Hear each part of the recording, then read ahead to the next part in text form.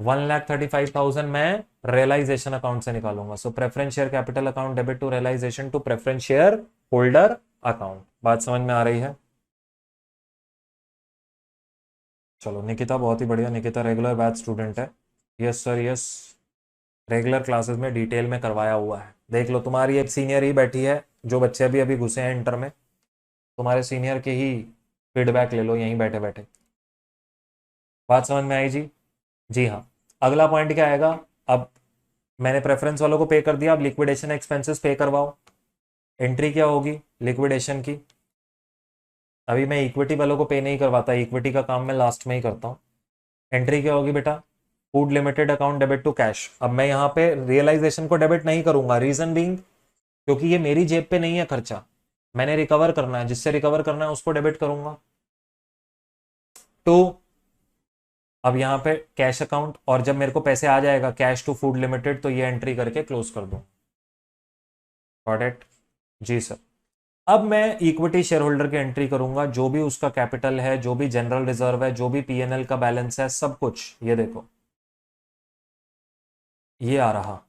Equity share holder का capital 6 lakh रुपए, reserve में जनरल रिजर्व और पीएनएल 1,10,000, और साथ में रिटायरमेंट ग्रेचुटी फंड में 25,000 रुपए जो फ्री रिजर्व मैंने इक्विटी शेयर होल्डर्स को देने थे, वो सब कुछ आ रहा है, सब कुछ आ रहा है। यहाँ पे ऐड कर दूंगा, इक्विटी शेयर होल्डर्स को ड्यू कर दूंगा, ये देखो सारा ये रहा, ड्यू कर दिया इक्विटी शेयर होल्डर को टोटल।